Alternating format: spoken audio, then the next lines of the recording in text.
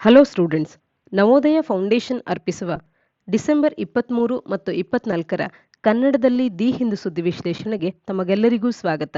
ಸಂಚಿಕೆಯ ಮೊದಲ article, SEBI curb on futures trade in farm goods threaten food supply chain. ಇದನ್ನು ಸಾಮಾನ್ಯ ಅಧ್ಯಯನ ಪತ್ರಿಕೆ 3ರ ಅಡಿಯಲ್ಲಿ ಭಾರತದ ಆರ್ಥಿಕತೆ ಅನ್ನುವಂಥ ಸಿಲೆಬಸ್ನ ಅಡಿಯಲ್ಲಿ ಓದ್ಕೊಳ್ಬೋದಾಗತ್ತೆ. ಇಲ್ಲಿ security and exchange board of ಇಂಡಿಯಾದವರು ಭಾರತದ ವ್ಯವಸಾಯ ಉತ್ಪನ್ನಗಳ ಮೇಲೆ ಏನು ಡಿರೈವೇಟಿವ್ ಕಮೋಡಿಟೀಸ್ಗಳಲ್ಲಿ ಟ್ರೇಡ್ ನಡೀತಾ ಇತ್ತು, ಇದನ್ನು ಸದ್ಯಕ್ಕೆ ಸೆಬಿ ಅನ್ನುವಂಥದ್ದು ಕರ್ಬ್ ಮಾಡ್ತಾ ಇರ್ತಕ್ಕಂಥದ್ದನ್ನು ಆರ್ಟಿಕಲ್ ನಮಗೆ ತಿಳಿಸುತ್ತೆ. ಇದರಿಂದಾಗಿ ಆಹಾರ ಸರಪಳಿಗೆ ಕೂಡ ಥ್ರೆಟನ್ ಆಗುತ್ತೆ ಅನ್ನುವಂಥದ್ದನ್ನು ಆರ್ಟಿಕಲ್ ತಿಳಿಸ್ತಾ ಇರ್ತಕ್ಕಂಥದ್ದು. ಕೀ ಫಾರ್ಮ್ ಕಮೋಡಿಟೀಸ್ಗಳ ಮೇಲೆ ಅಂದರೆ ಮುಖ್ಯವಾದಂಥ ವ್ಯವಸಾಯ ಉತ್ಪನ್ನಗಳ ಮೇಲೆ ಡಿರೈವೇಟಿವ್ ಕಾಂಟ್ರಾಕ್ಟ್ಸ್ಗಳಲ್ಲಿ ಟ್ರೇಡ್ ಮಾಡಬಾರ್ದು ಅಂತ ಹೇಳಿ ಸೆಬಿ ತಿಳಿಸಿರ್ತಕ್ಕಂಥದ್ದು. ಹಾಗಾದರೆ ಆ ರೀತಿಯ ಉತ್ಪನ್ನಗಳು ಯಾವುವು ಅನ್ನುವಂಥದ್ದನ್ನು ಮೊದಲು ತಿಳ್ಕೊಳ್ಳೋಣ. ಭತ್ತ, ಗೋಧಿ, ಕಡಲೆ, ಸಾಸಿವೆ ಬೀಜ ಮತ್ತು ಅದರ ಡಿರೈವೇಟಿವ್ಸ್ಗಳು, ಮತ್ತು ಸೋಯಾಬೀನ್ ಮತ್ತು ಅದರ ಡಿರೈವೇಟಿವ್ಸ್ಗಳು, ಮತ್ತು ಕ್ರೂಡ್ ಪಾಮ್ ಆಯಿಲ್ ಆಗಿರಬಹುದು, ಮೂಂಗ್ ಆಗಿರಬಹುದು ಅಂದರೆ ಹೆಸರು, ಇವೆಲ್ಲವನ್ನ ಈ ಪ್ರಾಡಕ್ಟ್ಸ್ಗಳ ಮೇಲೆ ನಡೀತಿದ್ದಂಥ ಡಿರೈವೇಟಿವ್ ಕಾಂಟ್ರಾಕ್ಟ್ಸ್ಗಳಲ್ಲಿ ನಡೀತಿದ್ದಂಥ ಟ್ರೇಡಿಂಗನ್ನು ಸದ್ಯಕ್ಕೆ ಸೆಬಿ ಸಸ್ಪೆಂಡ್ ಮಾಡಿದೆ. ಇದರ ಮುಖ್ಯ ಉದ್ದೇಶ ಏನು ಅಂತ ಅಂದರೆ, ಈಗಾಗಲೇ ಹಣದುಬ್ಬರದಿಂದಾಗಿ, ಅದರಲ್ಲೂ ಮುಖ್ಯವಾಗಿ ಆಹಾರ ಪದಾರ್ಥಗಳ ಬೆಲೆ ಏರಿಕೆಯಿಂದಾಗಿ ಗ್ರಾಹಕರು ತತ್ತರಿಸ್ತಾ ಇರ್ತಕ್ಕಂಥದ್ದು. ಹಾಗಾಗಿ ಆಹಾರ ಧಾನ್ಯಗಳಲ್ಲಿ ಬೆಲೆ ಏರಿಕೆಯನ್ನು ಕಡಿತ ಮಾಡೋದಕ್ಕೆ ಅಥವಾ ಅದನ್ನು ಕಂಟ್ರೋಲ್ ಮಾಡುವಂಥ ನಿಟ್ಟಿನಲ್ಲಿ ಇಂಥ ಒಂದು ನಡೆಯನ್ನು ಸೆಬಿ ನಿರ್ಧಾರವನ್ನು ಕೈಗೊಂಡಿರ್ತಕ್ಕಂಥದ್ದು.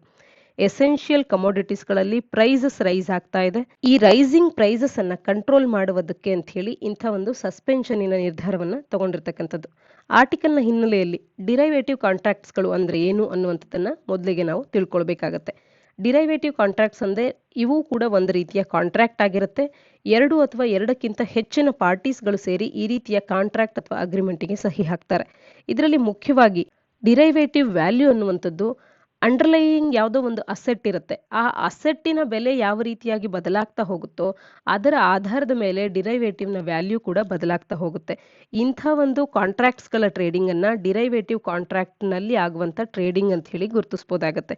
ಇಲ್ಲಿ ಪ್ರೈಸ್ ಅನ್ನುವಂಥದ್ದು, ಈ ಡಿರೈವೇಟಿವ್ನ ವ್ಯಾಲ್ಯೂ ಅಥವಾ ಪ್ರೈಸ್ ಅನ್ನುವಂಥದ್ದು ಈ ಅಂಡರ್ಲೈಯಿಂಗ್ ಅಸೆಟ್ಸ್ಗಳಲ್ಲಿ ಆಗುವಂಥ ಪ್ರೈಸ್ ಫ್ಲಕ್ಚುಯೇಷನ್ನ ಮೇಲೆ ಡಿಪೆಂಡ್ ಆಗಿರುತ್ತೆ. ಅಂಡರ್ಲೈಯಿಂಗ್ ಅಸೆಟ್ ಏನಿರುತ್ತೆ ಇದರ ಬೆಲೆ ಹೆಚ್ಚಾದರೆ ಈ ಡಿರೈವೇಟಿವ್ನ ವ್ಯಾಲ್ಯೂ ಕೂಡ ಹೆಚ್ಚಾಗುತ್ತೆ. ಇದರ ಬೆಲೆ ಕಡಿಮೆ ಆದರೆ ಈ ಡಿರೈವೇಟಿವ್ನ ವ್ಯಾಲ್ಯೂ ಕೂಡ ಕಡಿಮೆ ಆಗುತ್ತೆ. ಇಲ್ಲಿ ಎಕ್ಸ್ಚೇಂಜ್ನ ಮುಖಾಂತರವಾಗಿ ಅಥವಾ ಓವರ್ ದ ಕೌಂಟರ್ನ ಮುಖಾಂತರವಾಗಿ ಟ್ರೇಡಿಂಗನ್ನು ನಡೆಸ್ಬೋದಾಗಿರುತ್ತೆ. ಈ ಸಿಸ್ಟಮ್ ಯಾವ ರೀತಿ ವರ್ಕ್ ಆಗುತ್ತೆ, ಡಿರೈವೇಟಿವ್ಸ್ ಟ್ರೇಡಿಂಗ್ ಅನ್ನುವಂಥದ್ದು ಯಾವ ರೀತಿ ವರ್ಕ್ ಆಗುತ್ತೆ ಅಂತ ಅಂದಾಗ, ಡಿರೈವೇಟಿವ್ ಟ್ರೇಡಿಂಗ್ಸ್ ಅನ್ನುವಂಥದ್ದು ಟ್ರೇಡರ್ಸ್ಗಳು future price of an asset ಎಷ್ಟು ಆಗಬಹುದು ಅನ್ನುವಂಥದ್ದನ್ನು ಮೊದಲಿಗೆ ಸ್ಪೆಕ್ಯುಲೇಟ್ ಮಾಡ್ತಾರೆ. ಹಾಗಾಗಿ ಅವುಗಳನ್ನು ಡಿರೈವೇಟಿವ್ ಕಾಂಟ್ರಾಕ್ಟ್ಸ್ಗಳ ಮುಖಾಂತರವಾಗಿ ಬೈಯಿಂಗ್ ಅಥವಾ ಸೆಲ್ಲಿಂಗ್ ಮಾಡ್ತಾರೆ. ಅಂದರೆ ಭವಿಷ್ಯದ ದಿನಗಳಲ್ಲಿ ಇಂಥ ಒಂದು ವಸ್ತುವಿನ ಬೆಲೆ ಏನಿರ್ಬೋದು ಅನ್ನುವಂಥದ್ದನ್ನು ಮೊದಲಿಗೆ ಅವರು ಊಹೆ ಮಾಡಿ ಆ ವಸ್ತುವನ್ನು ಖರೀದಿ ಮಾಡುವಂಥದ್ದು ಅಥವಾ ಅದನ್ನು ಮಾರಾಟ ಮಾಡುವಂಥ ಕಾರ್ಯವನ್ನು ಡಿರೈವೇಟಿವ್ ಕಾಂಟ್ರಾಕ್ಟ್ಸ್ಗಳ ಮುಖಾಂತರವಾಗಿ ಮಾಡ್ತಾರೆ. ಇದರಿಂದ ಅವರು ಹೆಚ್ಚು ಲಾಭವನ್ನು ಪಡೆಯುವಂಥ ಗುರಿಯನ್ನು ಹೊಂದಿರ್ತಾರೆ. ಇದನ್ನೇ ನಾವು ಡಿರೈವೇಟಿವ್ ಟ್ರೇಡಿಂಗ್ ಅಂತ ಹೇಳಿ ಗುರುತಿಸುವಂಥದ್ದು. ಇಲ್ಲಿ ಟ್ರೇಡರ್ಸ್ಗಳು ಅಥವಾ ವ್ಯಾಪಾರಿಗಳು ತಮ್ಮ ಒಂದು ರಿಸ್ಕ್ ಏನಿರುತ್ತೆ, ಲಾಭವನ್ನು ಪಡೆಯುವ ನಿಟ್ಟಿನಲ್ಲಿ ಅವರು ತಗೊಳ್ಳುವಂಥ ರಿಸ್ಕ್ ಅನ್ನುವಂಥದ್ದು ಹೆಚ್ಚಾಗಿರುತ್ತೆ. ಅದನ್ನು ಮಿನಿಮೈಸ್ ಮಾಡ್ಕೊಳ್ಳೋದಕ್ಕೆ ಅಂತ ಹೇಳಿ ಕೂಡ ಈ ಡಿರೈವೇಟಿವ್ಸ್ಗಳನ್ನು ಬಳಕೆ ಮಾಡ್ಕೊಳ್ತಾರೆ. ಒಟ್ಟಾರೆ ಇದರ ಮುಖ್ಯವಾದಂಥ ಉದ್ದೇಶ ಏನು ಅಂತ ಅಂದರೆ, ಇಲ್ಲಿ ಲಾಭವನ್ನು ಹೆಚ್ಚಿನದಾಗಿ ಗಳಿಸುವಂಥದ್ದು. ಲಾಭವನ್ನೇ ಮುಖ್ಯವಾದ ಉದ್ದೇಶವನ್ನಾಗಿಟ್ಕೊಂಡು ಟ್ರೇಡ್ ಮಾಡುವಂಥ ಟ್ರೇಡರ್ಸ್ಗಳು ಪ್ರೈಸ್ ಡಿಸಿಪ್ಲಿನನ್ನು ಮಾರ್ಕೆಟ್ನಲ್ಲಿ ಮೇಂಟೈನ್ ಮಾಡೋದಕ್ಕೆ ಒಂದು ಡಿಟರೆಂಟ್ನ ರೀತಿಯಲ್ಲಿ, ಅಂದರೆ ಅದನ್ನು ವಿರೋಧಿಸುವ ರೀತಿಯಲ್ಲಿ ಅಥವಾ ಅದಕ್ಕೆ ತೊಡಕು ಮಾಡುವ ರೀತಿಯಲ್ಲಿ ಇವರ ಕಾರ್ಯ ಆಗ್ತಾ ಇರುತ್ತೆ. ಈ ರೀತಿಯ ಅವರ ವ್ಯಾಪಾರದ ಲಾಭಕ್ಕಾಗಿ ಮಾರ್ಕೆಟ್ನಲ್ಲಿ ಪ್ರೈಸ್ ಸ್ಟೆಬಿಲಿಟಿಯನ್ನು, ಯಾವುದೇ ವಸ್ತುವಿನ ವಿಚಾರದಲ್ಲಿ ಸ್ಟೆಬಿಲಿಟಿಯನ್ನು ತರೋದಕ್ಕೆ ತೊಂದರೆ ಆಗುವಂತೆ ಈ ಕಾರ್ಯಗಳಾಗುತ್ತೆ.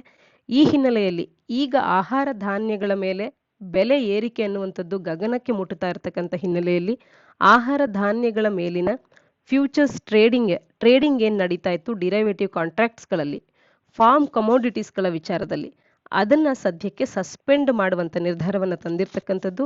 ಇವುಗಳ ಬೆಲೆಯನ್ನು ಸ್ಟೆಬಿಲೈಸ್ ಮಾಡೋದಕ್ಕೆ ಮಾರ್ಕೆಟ್ನಲ್ಲಿ ಮತ್ತು ಈ ಹಣದುಬ್ಬರ ಏನಾಗ್ತಿದೆ ಆಹಾರ ಪದಾರ್ಥಗಳ ವಿಚಾರದಲ್ಲಿ ಅದನ್ನು ಕಂಟ್ರೋಲ್ ಮಾಡುವಂಥದ್ದು, ಈ 2 ಮುಖ್ಯವಾದಂಥ ಉದ್ದೇಶಗಳಾಗಿವೆ. ಮುಂದಿನ article, India seeks early return of democracy ಇನ್ ಮಯನ್ಮಾರ್. ಇದನ್ನ ಸಾಮಾನ್ಯ ಅಧ್ಯಯನ ಪತ್ರಿಕೆ 2ರ ಅಡಿಯಲ್ಲಿ ಭಾರತ ಮತ್ತು ತನ್ನ ನೆರೆಹೊರೆಯ ರಾಷ್ಟ್ರಗಳು ಮತ್ತು ಈ ನೆರೆಹೊರೆಯ ರಾಷ್ಟ್ರಗಳು ತಗೊಳ್ಳುವಂಥ ಪಾಲಿಸೀಸ್ಗಳು ಮತ್ತು ಅಲ್ಲಿನ ಪೊಲಿಟಿಕ್ಸ್ ಅನ್ನುವಂಥದ್ದು ಭಾರತದ ಇಂಟ್ರೆಸ್ಟ್ಗಳ ಮೇಲೆ ಯಾವ ರೀತಿ ಅಫೆಕ್ಟ್ ಆಗುತ್ತೆ ಅನ್ನುವಂಥದ್ದು ಈ ಸಿಲೆಬಸ್ನ ಅಡಿಯಲ್ಲಿ ನಾವು ಇದನ್ನ ಓದ್ಕೊಳ್ಬೋದಾಗತ್ತೆ. ಭಾರತದ ಮಯನ್ಮಾರಿಗಿರುವಂಥ ಇಂಡಿಯನ್ ಫಾರಿನ್ ಸೆಕ್ರೆಟರಿ ಅವರು ಮಯನ್ಮಾರಿನ ಮಿಲಿಟರಿ ಅನ್ನುವಂಥದ್ದು ಅಲ್ಲಿನ democratically elected Aung San ಸೂಕಿಯವರ government ಅನ್ನ ಡಿಪೋಸ್ ಮಾಡಿದ ನಂತರದಲ್ಲಿ ಇದೇ ಮೊದಲ ಬಾರಿಗೆ ಭಾರತದ ಫಾರಿನ್ ಸೆಕ್ರೆಟರಿ ಅವರು ಮಯನ್ಮಾರಿನ ಭೇಟಿ ನೀಡಿರ್ತಕ್ಕಂಥದ್ದನ್ನ ಆರ್ಟಿಕಲ್ ನಮಗೆ ತಿಳಿಸ್ತಾ ಇರ್ತಕ್ಕಂಥದ್ದು. ಭಾರತವು ಮಯನ್ಮಾರಿಗೆ 10 lakh doses of made in India corona virus ವ್ಯಾಕ್ಸಿನ್ಸ್ಗಳನ್ನ ಕೊಟ್ಟಿರ್ತಕ್ಕಂಥದ್ದು. ಹಾಗೆ 10,000 ಟನ್ಗಳಷ್ಟು ಭತ್ತವನ್ನ ವೀಟನ್ನ ಮಯನ್ಮಾರಿಗೆ ನೀಡಿರ್ತಕ್ಕಂಥದ್ದು. ಹ್ಯುಮ್ಯಾನಿಟೇರಿಯನ್ ಸಪೋರ್ಟ್ ಅನ್ನ ಮಯನ್ಮಾರಿಗೆ ಭಾರತವು ಮಾಡ್ತಾನೆ ಬಂದಿದೆ. ಇದೇ ರೀತಿಯಾಗಿ ಈಗಲೂ ಕೂಡ ಮುಂದುವರಿಸಿರ್ತಕ್ಕಂಥದ್ದನ್ನ ನಾವು ಕಾಣಬಹುದಾಗಿದೆ. ಈ ಭೇಟಿಯ ಸಂದರ್ಭದಲ್ಲಿ ಮುಖ್ಯವಾಗಿ ಭಾರತದ ಸೆಕ್ರೆಟರಿ ಅವರ ಕಡೆಯಿಂದ ಬಂದಿರತಕ್ಕಂಥ ಕೆಲವು ಮುಖ್ಯ ಅಂಶಗಳನ್ನ ನೋಡೋದಾದ್ರೆ, ಪ್ರಜಾಸತ್ತಾತ್ಮಕ ವ್ಯವಸ್ಥೆಯನ್ನ ಆದಷ್ಟು ಶೀಘ್ರದಲ್ಲಿ ಅಲ್ಲಿ ತರಬೇಕು, return of democracy at the earliest ಅಂತ ಹೇಳಿ ಅದಕ್ಕೆ ಕರೆಯನ್ನ ನೀಡಿರ್ತಕ್ಕಂಥದ್ದು ಮತ್ತು ಪೊಲಿಟಿಕಲ್ ಪ್ರಿಸನರ್ಸ್ಗಳ ಬಿಡುಗಡೆಯ ಬಗ್ಗೆ ಮತ್ತು ಕೆಲವು ಇಶ್ಯೂಸ್ಗಳು ಏನಿದೆ ಮಿಲಿಟರಿ ಮತ್ತು ಅಲ್ಲಿನ ಗವರ್ನಮೆಂಟ್ ಇದರ ನಡುವಿನ ಇಶ್ಯೂಸ್ಗಳನ್ನ ರೆಸಲ್ಯೂಷನ್ ಮಾಡ್ಕೊಳ್ಳುವಂಥದ್ದು ಮಾತನಾಡೋದ್ರ ಮುಖಾಂತರವಾಗಿ ಇವೆಲ್ಲವನ್ನ ಮತ್ತು ಯಾವುದೇ ರೀತಿಯಾದಂಥ ವೈಲೆನ್ಸ್ ಆಗದೇ ಇರುವಂತೆ ನೋಡ್ಕೊಳ್ಬೇಕು ಅನ್ನುವಂಥದ್ದು ಈ ಎಲ್ಲದರ ಬಗ್ಗೆ ಭಾರತದ ಸೆಕ್ರೆಟರಿಯವರು ಮಾತನಾಡಿರ್ತಕ್ಕಂಥದ್ದು. ಇನ್ನು ಭಾರತ ಇಲ್ಲಿ ಮತ್ತೆ ಅಫರ್ಮ್ ಮಾಡ್ತಾ ಇದೆ ಏಷಿಯಾನ್ ಇನಿಷಿಯೇಟಿವ್ಗೆ ತಮ್ಮ ಸ್ಟ್ರಾಂಗ್ ಸಪೋರ್ಟ್ ಅನ್ನುವಂಥದ್ದು ಇದ್ದೇ ಇದೆ ಅಂತ ಹೇಳಿ ಕನ್ಸಿಸ್ಟೆಂಟ್ ಆಗಿ ಈ ರೀತಿಯ ಸಪೋರ್ಟ್ ಅನ್ನ ನಾವು ತೋರಿಸ್ತಾ ಇದ್ದೇವೆ ಏಷಿಯಾನ್ ಇನಿಷಿಯೇಟಿವ್ಗೆ ಅಂತ ಹೇಳಿ ಇಲ್ಲಿ ತಿಳಿಸ್ತಾ ಇರ್ತಕ್ಕಂಥ ಮತ್ತು ಪೀಪಲ್ ಸೆಂಟ್ರಿಕ್ ಜನಪರವಾದಂಥ ಆರ್ಥಿಕ ಮತ್ತು ಸಾಮಾಜಿಕವಾಗಿ ಡೆವಲಪ್ಮೆಂಟ್ ಅಭಿವೃದ್ಧಿ ಕಾಮಗಾರಿಗಳೇನಿವೆ ಇವುಗಳ ಬಗೆಗೆ ಒಂದು ಕಂಟಿನ್ಯೂ ಸಪೋರ್ಟ್ ಅನ್ನ ನಾವು ನೀಡ್ತೇವೆ ಅನ್ನುವಂಥದ್ದು, ಇವುಗಳನ್ನ ಆದಷ್ಟು ಶೀಘ್ರದಲ್ಲಿ ಇಂಪ್ಲಿಮೆಂಟ್ ಮಾಡೋದಕ್ಕೆ ಭಾರತ ಕಮಿಟ್ಮೆಂಟ್ ಅನ್ನು ತೋರಿಸ್ತಾ ಇದೆ ಅನ್ನೋದ್ರ ಬಗ್ಗೆ ಇಲ್ಲಿ ಮಾತನಾಡಿರ್ತಕ್ಕಂಥದ್ದು. ಉದಾಹರಣೆಗೆ ಕನೆಕ್ಟಿವಿಟಿಯನ್ನು ಹೆಚ್ಚುಗೊಳಿಸೋಕಿರುವಂಥ Kaladan multimodal transit transport project and trilateral highway ಈ ಪ್ರಾಜೆಕ್ಟ್ ಆಗಿರಬಹುದು, ಇವುಗಳನ್ನ ಆದಷ್ಟು ಶೀಘ್ರದಲ್ಲಿ ಎಕ್ಸ್ಪೆಡಿಷಿಯಸ್ ಆಗಿ ಇಂಪ್ಲಿಮೆಂಟ್ ಮಾಡೋದ್ರ ಬಗ್ಗೆ ಭಾರತದ ಕಮಿಟ್ಮೆಂಟ್ ಅನ್ನ ಇಲ್ಲಿ ಮಾತನಾಡ್ತಾ ಇರ್ತಕ್ಕಂಥದ್ದು. ಹಾಗೇನೆ ರಕೈನ್ ಸ್ಟೇಟ್ ಡೆವಲಪ್ಮೆಂಟ್ ಪ್ರೋಗ್ರಾಮ್ ಆಗಿರಬಹುದು, ಬಾರ್ಡರ್ ಏರಿಯಾ ಡೆವಲಪ್ಮೆಂಟ್ ಪ್ರೋಗ್ರಾಮ್ ಆಗಿರಬಹುದು, ಇಂಥ ಪ್ರಾಜೆಕ್ಟ್ಸ್ಗಳನ್ನ ಈಗಲೂ ಕೂಡ ಕಂಟಿನ್ಯೂ ಮಾಡೋದಕ್ಕೆ ಭಾರತ ಬದ್ಧವಾಗಿದೆ ಅನ್ನುವಂಥದ್ದನ್ನ ಕೂಡ ಇಲ್ಲಿ ತಿಳಿಸ್ತಾ ಇದ್ದಾರೆ. ಮತ್ತು ಮಯನ್ಮಾರ್ನಲ್ಲಿ ಯಾವುದೇ ರೀತಿಯಾದಂಥ ಇನ್ಸ್ಟೆಬಿಲಿಟಿ ಆದಾಗ ಭಾರತದ ಈಶಾನ್ಯ ರಾಜ್ಯಗಳಲ್ಲಿ ಶಾಂತಿ ಮತ್ತು ಭದ್ರತೆಯನ್ನ ಕಾಪಾಡ್ಕೊಳ್ಳೋದಕ್ಕೆ ಧಕ್ಕೆ ಆಗುತ್ತೆ. ಈ ಹಿನ್ನೆಲೆಯಲ್ಲಿ ಮಯನ್ಮಾರಿನ ಸ್ಟೆಬಿಲಿಟಿಯ ಬಗ್ಗೆ ಮಾತನಾಡ್ತಾ ಇರ್ತಕ್ಕಂಥದ್ದು. ಮಯನ್ಮಾರ್ ಭಾರತದ ಈಶಾನ್ಯ ರಾಜ್ಯಗಳಿಗೆ ಬಾರ್ಡರ್ ಅನ್ನ ಹೊಂದಿರತಕ್ಕಂಥ ಒಂದು ಕಂಟ್ರಿ ಆಗಿದ್ದು ಇಲ್ಲಿ ನಾವು ಇರವಡ್ಡಿ ರಿವರ್ ಹಾದು ಹೋಗೋದನ್ನ ಕಾಣಬಹುದು. ಮಯನ್ಮಾರಿನ ಅಕ್ಕಪಕ್ಕಕ್ಕೆ ಬರುವಂತ ಬೇರೆ ರಾಷ್ಟ್ರಗಳು ಯಾವುವು ಅಂದಾಗ ಈ ಮ್ಯಾಪ್ನ ಮುಖಾಂತರವಾಗಿ ಕಾಣಬಹುದು. Bay of Bengal, Andaman C ಇವೆಲ್ಲವನ್ನು ಕೂಡ ಮಯನ್ಮಾರ್ ತನ್ನ ಸುತ್ತಲೂ ಹೊಂದಿರತಕ್ಕಂಥ ಒಂದು ರಾಷ್ಟ್ರ ಆಗಿದೆ. ಇದರ ಹಿಂದಿನ ಹೆಸರು ಬರ್ಮಾ ಅಂತ ಹೇಳಿ ಮಯನ್ಮಾರನ್ನು ನಾವು ಗುರುತಿಸಲಾಗ್ತಾ ಇತ್ತು. ಭಾರತ ಮತ್ತು ಮಯನ್ಮಾರ್ನವರು ಸಾಕಷ್ಟು ಹಿಂದಿನಿಂದಲೂ ಕೂಡ ಒಂದು ಒಳ್ಳೆ ಬಾಂಡಿಂಗ್ ಅನ್ನ ರಿಲೇಶನ್ಶಿಪ್ ಅನ್ನ ಹೊಂದಿದ್ದೇವೆ. ಟ್ರೀಟಿ ಆಫ್ ಫ್ರೆಂಡ್ಶಿಪ್ ಅನ್ನುವಂಥದ್ದು ಭಾರತ ಮತ್ತು ಮಯನ್ಮಾರ್ನ ನಡುವೆ 1951ರಲ್ಲೇ ಸಹಿ ಹಾಕಲಾಗಿತ್ತು. ರಾಜೀವ್ ಗಾಂಧಿ ಅವರು 1987ರಲ್ಲಿ ಮಯನ್ಮಾರನ್ನ ವಿಸಿಟ್ ಮಾಡಿದಂಥದ್ದು ಕೂಡ ಈ ಒಂದು ಟ್ರೀಟಿಯನ್ನ ಮತ್ತಷ್ಟು ಮೀನಿಂಗ್ಫುಲ್ ಆಗಿ ಅವತ್ತಿನಿಂದಲೂ ನಡೆಸ್ತಾ ಬಂದಿದೆ. ಹಾಗೆ ಮಲ್ಟಿ ಫ್ಯಾಸೆಟೆಡ್ ಆದಂಥ ಒಂದು ಸಂಬಂಧವನ್ನ ಎರಡು ರಾಷ್ಟ್ರಗಳು ಹೊಂದಿವೆ. ಉದಾಹರಣೆಗೆ ನಮ್ಮ ಮತ್ತು ಮಯನ್ಮಾರಿನ ಸಾಕಷ್ಟು ಸಂಸ್ಕೃತಿಗಳು, ಆಚಾರ ವಿಚಾರಗಳು, ನಮ್ಮ ಐತಿಹಾಸಿಕತೆಯನ್ನು ನೋಡಿದಾಗ ಎಥ್ನಿಸಿಟಿ ಆಗಿರ್ಬೋದು, ರಿಲಿಜಿಯಸ್ ಟೈಸ್ ಆಗಿರ್ಬೋದು ಹೊಂದುವಂತೆ ಇದೆ. ಕಾಮನ್ ಆಗಿ ಈ ಎಲ್ಲ ಗ್ರೌಂಡ್ಸ್ಗಳ ಮೇಲೆ ಎರಡು ರಾಷ್ಟ್ರಗಳು ಕೂಡ ಕೆಲವು ಅಂಶಗಳನ್ನ ಶೇರ್ ಮಾಡ್ಕೊಳ್ತೇವೆ. ಹಾಗಾಗಿ ಇದರೊಟ್ಟಿಗೆ ಜಿಯೋಲಾಜಿಕಲ್ ಲ್ಯಾಂಡ್ ಬೌಂಡ್ರಿಯನ್ನ, ಮ್ಯಾರಿಟೈಮ್ ಬೌಂಡ್ರಿಯನ್ನ ಕೂಡ ನಾವು ಶೇರ್ ಮಾಡ್ಕೊಳ್ಳುವಂತ ಹಿನ್ನೆಲೆಯಲ್ಲಿ ಟ್ರೆಡಿಷನಲ್ ಆಗಿ ಒಂದಷ್ಟು ಟೈಸ್ಗಳನ್ನ, ಕಾಮನ್ ಅನ್ನ ಎರಡು ರಾಷ್ಟ್ರಗಳು ಕೂಡ ಹೊಂದಿರತಕ್ಕಂಥದ್ದು. ಇನ್ನು Jio strategic location of Myanmar ಅನ್ನ ನೋಡಿದಾಗ ಜಿಯೋಲಜಿಕಲಿ ಕೂಡ ನಮಗೆ ಜಿಯೋ ಪೊಲಿಟಿಕಲಿ ಕೂಡ ಮಯನ್ಮಾರ್ ಅನ್ನುವಂಥದ್ದು ಬಹಳಷ್ಟು ಮಹತ್ವವನ್ನ ಹೊಂದಿರತಕ್ಕಂಥದ್ದು. ಸೌತ್ ಈಸ್ಟ್ ಏಷ್ಯಾಗೆ ಭಾರತದನ್ನ ಕನೆಕ್ಟ್ ಮಾಡೋದ್ರಲ್ಲಿ ಮಯನ್ಮಾರ್ನ ಪಾತ್ರ ಕೂಡ ಇರುತ್ತೆ. ಮಯನ್ಮಾರ್ ಅನ್ನುವಂಥದ್ದು ಕೇವಲ ಸೌತ್ ಈಸ್ಟ್ ಏಷ್ಯನ್ ಕಂಟ್ರಿ ಆಗಿದೆ. ಲ್ಯಾಂಡ್ ಬಾರ್ಡರ್ ಅನ್ನ ನಾರ್ತ್ ಈಸ್ಟರ್ನ್ ಇಂಡಿಯಾದೊಟ್ಟಿಗೆ ಹೊಂದಿರತಕ್ಕಂಥದ್ದು. ಹಾಗಾಗಿ ಸೌತ್ ಈಸ್ಟ್ ಏಷ್ಯಾದೊಟ್ಟಿಗೆ ನಾವು ಒಳ್ಳೆ ರಿಲೇಶನ್ಶಿಪ್ ಅನ್ನ ಇಟ್ಕೊಳ್ಬೇಕು ಅಥವಾ ಯಾವುದೇ ಕನೆಕ್ಟಿವಿಟಿ ಪ್ರಾಜೆಕ್ಟ್ಸ್ ಗಳನ್ನ ಮಾಡಬೇಕು ಅಂದಾಗ ಮಯನ್ಮಾರಿನ ನೆರವು ಅನ್ನುವಂಥದ್ದು ನಮಗೆ ಬೇಕಾಗುತ್ತೆ. ಹಾಗೇನೆ 725 ಕಿಲೋಮೀಟರ್ನಷ್ಟು ಮ್ಯಾರಿಟೈಮ್ ಬೌಂಡ್ರಿಯನ್ನ ಎರಡು ರಾಷ್ಟ್ರಗಳು ಕೂಡ ಬೇ ಆಫ್ ಬೆಂಗಾಲ್ನಲ್ಲಿ ಶೇರ್ ಮಾಡುವಂಥದ್ದು. ಇನ್ನು ಫಾರಿನ್ ಪಾಲಿಸಿ ಡಾಕ್ಟ್ರಿನ್ಸ್ಗಳನ್ನು ಇಬ್ಬರು ಕೂಡ ನಂಬುವಂಥದ್ದು. ಮುಖ್ಯವಾದಂಥದ್ದು ನೈಬರ್ಹುಡ್ ಫಸ್ಟ್ ಪಾಲಿಸಿ ಅನ್ನೋದ್ರೊಳಗೆ ಎರಡೂ ರಾಷ್ಟ್ರಗಳು ಕೂಡ ನಂಬಿಕೆಯನ್ನಿಟ್ಟಿದ್ದೇವೆ. ಆಕ್ಟ್ ಈಸ್ಟ್ ಪಾಲಿಸಿ ಕೂಡ ಎರಡೂ ರಾಷ್ಟ್ರಗಳ ಪಾಲಿಸಿ ಆಗಿರ್ತಕ್ಕಂಥದ್ದು. ಮಯನ್ಮಾರ್ ಅನ್ನುವಂಥದ್ದು ಒಂದು ಎಸೆನ್ಷಿಯಲ್ ಎಲಿಮೆಂಟ್ ಆಗುತ್ತೆ ರೀಜನಲ್ ಡಿಪ್ಲೊಮೆಸಿಯನ್ನ ಭಾರತ ಪ್ರಾಕ್ಟೀಸ್ ಮಾಡಬೇಕು ಅಂದಾಗ ಇಂಡೋ ಪೆಸಿಫಿಕ್ ರೀಜನ್ನಲ್ಲಿ. ಹಾಗೆಯೇ ಒಂದು ಲ್ಯಾಂಡ್ ಬ್ರಿಡ್ಜ್ ಆಗಿ ಕೂಡ ಕಾರ್ಯ ಮಾಡುತ್ತೆ ಭಾರತವನ್ನ ಸೌತ್ ಈಸ್ಟ್ ಏಷ್ಯಾದೊಟ್ಟಿಗೆ ಕನೆಕ್ಟ್ ಮಾಡುವಂತ ಸಂದರ್ಭದಲ್ಲಿ. ಆರ್ಟಿಕಲ್ನ ಹಿನ್ನೆಲೆಯಲ್ಲಿ ಮಯನ್ಮಾರಿನ ಕ್ಯಾಪಿಟಲ್ ಸಿಟಿ ಯಾವುದು ಅನ್ನುವಂಥದ್ದನ್ನ ತಪ್ಪದೇ ಕಮೆಂಟ್ ಸೆಕ್ಷನ್ ಅಲ್ಲಿ ಕಮೆಂಟ್ ಮಾಡಿ ತಿಳಿಸಿ. ಮುಂದಿನ article Haridwar hate speech FIR filed for promoting enmity ಅನ್ನುವಂಥದ್ದು. ಹಾಗೆ ಕೇರಳದಲ್ಲೂ ಕೂಡ ಹೇಟ್ ಸ್ಪೀಚ್ನ ವಿರುದ್ಧವಾಗಿ 30 FIRಸ್ಗಳು ರಿಜಿಸ್ಟರ್ ಆಗಿರುವಂಥದ್ದನ್ನು ಮತ್ತೊಂದು ಆರ್ಟಿಕಲ್ನಲ್ಲಿ ನಾವು ಕಾಣಬಹುದು. ಆರ್ಟಿಕಲ್ನ ಹಿನ್ನೆಲೆಯಲ್ಲಿ ಹೇಟ್ ಸ್ಪೀಚ್ನ ಬಗ್ಗೆ ಸ್ಪಷ್ಟವಾಗಿ ಮಾಹಿತಿಯನ್ನು ತಿಳ್ಕೊಳ್ಳೋಣ. ಮೈನ್ಸ್ ಪರ್ಸ್ಪೆಕ್ಟಿವ್ನಲ್ಲಿ ಇಂಪಾರ್ಟೆಂಟ್ ಆಗುತ್ತೆ. ಮತ್ತು ಹೇಟ್ ಸ್ಪೀಚ್ ಅನ್ನುವಂಥದ್ದು ಭಾರತ ಸಂವಿಧಾನದ ಯಾವುದಾದ್ರೂ ಆರ್ಟಿಕಲ್ಸ್ಗಳಿಗೆ ರಿಲೇಟ್ ಆಗಿದ್ರೆ, ಸೆಕ್ಷನ್ಸ್ಗಳಿಗೆ IPC ಈ ರೀತಿಯ ಒಂದು ಆಕ್ಟ್ಸ್ಗಳಲ್ಲಿ ಯಾವುದಾದ್ರೂ ಸೆಕ್ಷನ್ಸ್ಗಳು ಇದರೊಟ್ಟಿಗೆ ಡೀಲ್ ಮಾಡ್ತಾ ಇದ್ರೆ ಆ ಸೆಕ್ಷನ್ಸ್ಗಳಾಗಿರಬಹುದು, ಆರ್ಟಿಕಲ್ಸ್ಗಳಾಗಿರಬಹುದು, ಆಕ್ಟ್ಸ್ಗಳಾಗಿರಬಹುದು, ಅಥವಾ ಇದಕ್ಕೆ ಅಂತೇಳಿ ಸಂಬಂಧಪಟ್ಟಂತೆ ಬಂದಿರತಕ್ಕಂಥ ಸುಪ್ರೀಂ ಕೋರ್ಟಿನ ತೀರ್ಪುಗಳಾಗಿರಬಹುದು, ಪ್ರಿಲಿಮ್ಸ್ ಪರ್ಸ್ಪೆಕ್ಟಿವ್ನಲ್ಲಿ ಇಂಪಾರ್ಟೆನ್ಸ್ ಅನ್ನು ಪಡ್ಕೊಳ್ಳುತ್ತೆ. ಇದನ್ನು ನಾವು ಸಾಮಾನ್ಯ ಅಧ್ಯಯನ ಪತ್ರಿಕೆ 2ರ ಅಡಿಯಲ್ಲಿ ಗವರ್ಮೆಂಟ್ ಪಾಲಿಸೀಸ್ ಅಂಡ್ ಇಂಟರ್ವೆನ್ಷನ್ಸ್ ಅನ್ನುವಂಥ ಸಿಲೆಬಸ್ನ ಅಡಿಯಲ್ಲಿ ಓದ್ಕೊಳ್ಬೋದಾಗುತ್ತೆ. ಸದ್ಯಕ್ಕೆ ಹೇಟ್ ಸ್ಪೀಚ್ ಸುದ್ದಿಯಲ್ಲಿರ್ತಕ್ಕಂಥ ಕಾರಣ ಏನು ಅಂತಂದ್ರೆ, ಉತ್ತರಾಖಂಡ್ನಲ್ಲಿ ಒಬ್ಬರು ಲೀಡರ್ನ ವಿರುದ್ಧವಾಗಿ ಬೇರೆ ಬೇರೆ ಗುಂಪುಗಳ ನಡುವೆ ಶತ್ರುತ್ವವನ್ನು ಬೆಳೆಸ್ತಾ ಇದ್ದಾರೆ, ಪ್ರಮೋಟ್ ಮಾಡ್ತಾ ಇದ್ದಾರೆ ಅನ್ನುವಂಥ ಉದ್ದೇಶದಲ್ಲಿ ಅವರ ವಿರುದ್ಧವಾಗಿ FIR ಲಾಡ್ಜ್ ಆಗಿರುವಂಥ ಹಿನ್ನೆಲೆಯಲ್ಲಿ ನಾವು ಹೇಟ್ ಸ್ಪೀಚ್ನ ಬಗ್ಗೆ ಡೀಟೈಲ್ ಆಗಿ ಮಾಹಿತಿಯನ್ನು ತಿಳ್ಕೊಳ್ಬೇಕಾಗತ್ತೆ. ಮತ್ತು ಇತ್ತೀಚಿನ ದಿನಗಳಲ್ಲಿ ಹೇಟ್ ಸ್ಪೀಚ್ನ ಇನ್ಸಿಡೆಂಟ್ಸ್ಗಳು ಹೆಚ್ಚಾಗ್ತಾ ಇವೆ. ಆ ಹಿನ್ನೆಲೆಯಲ್ಲಿ ಮೈನ್ಸ್ ಪರ್ಸ್ಪೆಕ್ಟಿವ್ನಲ್ಲಿ ಕೂಡ ಇದು ಇಂಪಾರ್ಟೆನ್ಸ್ ಅನ್ನು ಪಡ್ಕೊಳ್ಳುತ್ತೆ. ಹೇಟ್ ಸ್ಪೀಚ್ ಅಂದಾಗ ಯಾವುದೋ ಒಂದು ಸ್ಪೀಚ್ ಅಥವಾ ಒಂದು ಭಾಷಣದ ಉದ್ದೇಶ ಅನ್ನುವಂಥದ್ದು ಹೇಟ್ರೆಡ್ನೆಸ್ ಅನ್ನ ಒಂದು ಪರ್ಟಿಕ್ಯುಲರ್ ಗ್ರೂಪ್ನ ಮೇಲೆ ಬೆಳೆಸುವಂತೆ ಇದ್ರೆ ಮತ್ತು ಇದರಿಂದಾಗಿ ವೈಲೆನ್ಸ್ ಉಂಟಾಗಬಹುದಾದಂಥ likely to result in violence ಅಂಥ ಸಿಚುಯೇಷನ್ ಇದ್ದಾಗ ಅದನ್ನು ನಾವು ಹೇಟ್ ಸ್ಪೀಚ್ ಅಂತ ಹೇಳಿ ಕರಿತೇವೆ. ಮತ್ತು bureau of police research and ಡೆವಲಪ್ಮೆಂಟ್ನವರು ಇದನ್ನು ಈ ರೀತಿಯಾಗಿ ಡಿಫೈನ್ ಮಾಡ್ತಾರೆ. ಯಾವುದೇ ಒಂದು ಭಾಷೆ ಅನ್ನುವಂಥದ್ದು ಯಾರನ್ನೇ ಆದರೂ ಇನ್ಸಲ್ಟ್ ಮಾಡಿದ್ರೆ, ಡೆನಿಗ್ರೇಟ್ ಮಾಡಿದ್ರೆ, ಅಥವಾ ಭಯಪಡಿಸಿದ್ರೆ, ಅಥವಾ ಒಬ್ಬ ಇಂಡಿವಿಜುವಲ್ನ ಅಥವಾ ಒಂದು ಗುಂಪನ್ನು ಟಾರ್ಗೆಟ್ ಮಾಡಿದ್ರೆ ಅವರ ಒಂದು ಐಡೆಂಟಿಟಿಯ ಆಧಾರದ ಮೇಲೆ, ಅಂದರೆ ಅವರ ಒಂದು ಸೆಕ್ಷುಯಲ್ ಓರಿಯೆಂಟೇಷನ್ ಆಗಿರಬಹುದು, ಅಥವಾ ಅವರ ಒಂದು ಧಾರ್ಮಿಕತೆ ಇರಬಹುದು, ಅಥವಾ ಅವರ ಒಂದು ಡಿಸೆಬಿಲಿಟಿ ಆಗಿರಬಹುದು, ಇವೆಲ್ಲವನ್ನ ಬಳಕೆ ಮಾಡಿಕೊಂಡು ಅವರ ಮೇಲೆ ಟಾರ್ಗೆಟ್ ಮಾಡ್ತಾ ಇದ್ರೆ ಇಂಥ ಒಂದು ಭಾಷೆಯನ್ನ ಹೇಟ್ ಸ್ಪೀಚ್ ಅಂತ ಹೇಳಿ bureau of police research and development ಅವರು ಡಿಫೈನ್ ಮಾಡಿರ್ತಕ್ಕಂಥದ್ದು. ಹಾಗೆ ಲಾ ಕಮಿಷನ್ನಿನ 267ನೇ ರಿಪೋರ್ಟ್ನ ಪ್ರಕಾರವಾಗಿ ಕೂಡ ಹೇಟ್ ಸ್ಪೀಚ್ ಅನ್ನ ಈ ರೀತಿಯಾಗಿ ತಿಳಿಸ್ತಾ ಹೋಗ್ತಾರೆ. Incitement to hatred primarily against a group of persons. ಯಾವ ರೀತಿಯ ಪರ್ಸನ್ಸ್ ಅಂದಾಗ ಟರ್ಮ್ಸ್ ಆಫ್ ರೇಸ್ನಲ್ಲಿ ಆಗಿರಬಹುದು, ಅವರ ಒಂದು ಎಥ್ನಿಸಿಟಿಯಲ್ಲಿ ಆಗಿರಬಹುದು, ಅಥವಾ ಅವರ ಒಂದು ಜೆಂಡರ್ನಲ್ಲಿ ಆಗಿರಬಹುದು, ಸೆಕ್ಷುಯಲ್ ಓರಿಯೆಂಟೇಷನ್ನಲ್ಲಿ ಆಗಿರಬಹುದು, ಧಾರ್ಮಿಕ ನಂಬಿಕೆಗಳ ಮೇಲೆ ಆಗಿರಬಹುದು. ಈ ರೀತಿಯ ಟರ್ಮ್ಸ್ಗಳ ಮೇಲೆ ಯಾವುದೋ ವ್ಯಕ್ತಿಯನ್ನು ನಾವು ಡಿಫೈನ್ ಮಾಡುವಂಥದ್ದು, ಅದರಲ್ಲೂ ಕೂಡ ಅವರ ಮೇಲೆ ಹೇಟ್ರೆಡ್ ಅನ್ನು ಬೆಳೆಸುವಂಥದ್ದು, ಹೇಟ್ರೆಡ್ ಅನ್ನು ಬೆಳೆಸೋದಕ್ಕೆ ಇನ್ಸೈಟ್ ಮಾಡುವಂಥದ್ದು, ಇಂಥ ಒಂದು ಭಾಷಣಗಳನ್ನು ಲಾ ಕಮಿಷನ್ ಆಫ್ ಇಂಡಿಯಾದ 267ನೇ ರಿಪೋರ್ಟ್ ಹೇಟ್ ಸ್ಪೀಚ್ ಅಂತ ಹೇಳಿ ಗುರುತಿಸ್ತಾ ಇದೆ. ಆದರೆ ಮುಖ್ಯವಾಗಿ ಇದನ್ನು ಹೇಟ್ ಸ್ಪೀಚ್ ಅಂತ ಗುರುತಿಸುವಲ್ಲಿ ಮುಖ್ಯ ಪಾತ್ರ ಯಾವುದು ವಹಿಸುತ್ತೆ ಅಂದರೆ, ಯಾವ ಒಂದು ಕಂಟೆಕ್ಸ್ನಲ್ಲಿ ಈ ಸ್ಪೀಚನ್ನು ಮಾತನಾಡ್ತಾ ಇದ್ದಾರೆ ಅನ್ನುವಂಥದ್ದು ಕೂಡ ಇದು ಹೇಟ್ ಸ್ಪೀಚೋ ಅಲ್ಲವೋ ಅನ್ನುವಂಥದ್ದನ್ನು ಡಿಟರ್ಮೈನ್ ಮಾಡುವಂಥ ಒಂದು ಮುಖ್ಯ ಅಂಶ ಆಗಿರುತ್ತೆ. ಭಾರತ ಸಂವಿಧಾನದ ಮೂಲಭೂತ ಹಕ್ಕುಗಳ ಅಡಿಯಲ್ಲಿ ಒಂದಾಗಿರ್ತಕ್ಕಂಥದ್ದು right to freedom of speech and expression ಅನ್ನುವಂಥದ್ದು. ಈ ರೀತಿ ನಮ್ಮ ಅಭಿವ್ಯಕ್ತಿ ಸ್ವಾತಂತ್ರ್ಯವನ್ನ ನೀಡುವಂತ ಒಂದು ವಿಧಿಯನ್ನ ಭಾರತ ಸಂವಿಧಾನದಲ್ಲಿ ನಾವು ಕಾಣಬಹುದು. ಆರ್ಟಿಕಲ್ 19(1)A ನಲ್ಲಿ freedom of speech and expression ಅನ್ನುವಂಥದ್ದು ಇದೆ. ಆದರೆ ನಮಗೆ ನಮ್ಮ ಅಭಿಪ್ರಾಯಗಳನ್ನು ವ್ಯಕ್ತಪಡಿಸುವಂತ ಸ್ವಾತಂತ್ರ್ಯ ಇದೆ ಅಂತ ಹೇಳಿ, ಆ ಹಕ್ಕು ಇದೆ ಅಂತ ಹೇಳಿ ಅದು ಇನ್ನೊಬ್ಬರಿಗೆ ಧಕ್ಕೆ ಆಗಬಾರದು.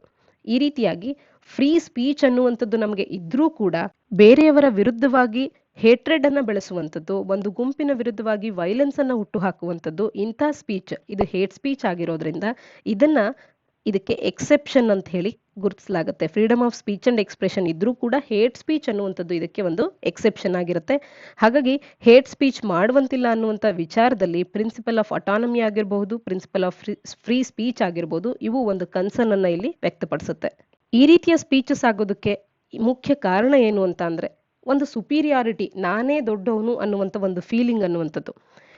ಕೆಲವು ಇಂಡಿವಿಜುವಲ್ಸ್ಗಳು ತಮ್ಮ ಧಾರ್ಮಿಕತೆಯನ್ನ ಆಧಾರವಾಗಿಟ್ಕೊಂಡು ಅಥವಾ ತಮ್ಮ ಜಾತಿಯನ್ನ ಆಧಾರವಾಗಿಟ್ಕೊಂಡು ನಾವು ಮೇಲು ಅನ್ನುವಂಥ ಭಾವನೆಯನ್ನ ಹೊಂದಿರ್ತಾರೆ. ಈ ಹಿನ್ನೆಲೆಯಲ್ಲಿ ತಮಗಿಂತ ಕೀಳು ಅನ್ನೋರ ಮೇಲೆ ಈ ರೀತಿಯ ಹೇಟ್ ಸ್ಪೀಚ್ ಅನ್ನು ಮಾಡುವಂಥದ್ದು ಮುಖ್ಯವಾದಂಥ ಒಂದು ಕಾರಣ ಆಗಿರುತ್ತೆ. ಇನ್ನು ಪರ್ಟಿಕ್ಯುಲರ್ ಐಡಿಯಾಲಜಿಗೆ ಒಂದು ಸ್ಟಬರ್ನ್ ಆದಂಥ ಒಂದು ನಂಬಿಕೆಯನ್ನ ಹೊಂದಿರ್ತಾರೆ. ಅಂದ್ರೆ ತುಂಬಾ ಗಟ್ಟಿಯಾಗಿ ಯಾವುದೋ ಒಂದು ಪ್ರಿನ್ಸಿಪಲ್ ಅನ್ನ, ತತ್ವವನ್ನ, ಐಡಿಯಾಲಜಿಯನ್ನ ನಂಬುವಂಥದ್ದು. ಇದರಿಂದಾಗಿ ಪರ್ಟಿಕ್ಯುಲರ್ ಐಡಿಯಾಲಜಿಯನ್ನೇ ಎಲ್ಲರೂ ನಂಬಬೇಕು ಅಂತ ಹೇಳಿ ಬಿಲೀವ್ ಮಾಡ್ತಾರೆ. ಒಂದು ವೇಳೆ ಅದನ್ನ ಅಪೋಸ್ ಮಾಡಿ ಇನ್ಯಾವುದೇ ವ್ಯಕ್ತಿಗಳು ಬೇರೆ ರೀತಿಯಾದಂಥ ಐಡಿಯಾಲಜಿಯನ್ನ ಕ್ಯಾರಿ ಮಾಡ್ತಾ ಇದ್ರೆ, ಅದರ ಮೇಲೆ ನಂಬಿಕೆಗಳನ್ನ ಇಟ್ಕೊಂಡಿದ್ರೆ, ಇದರೊಟ್ಟಿಗೆ ಕೋ ಎಕ್ಸಿಸ್ಟ್ ಆಗೋದಕ್ಕೆ ಅವರಿಗೆ ಸಾಧ್ಯ ಆಗೋದಿಲ್ಲ. ಹಾಗಾಗಿ ಅಂಥವರ ವಿರುದ್ಧವಾಗಿ ಹೇಟ್ ಸ್ಪೀಚ್ ಅನ್ನುವಂಥದ್ದು ಹೊರಬರುತ್ತೆ. ಇವು ಮುಖ್ಯವಾಗಿ ಕಾರಣಗಳಾಗ್ತಾ ಹೋಗುತ್ತೆ.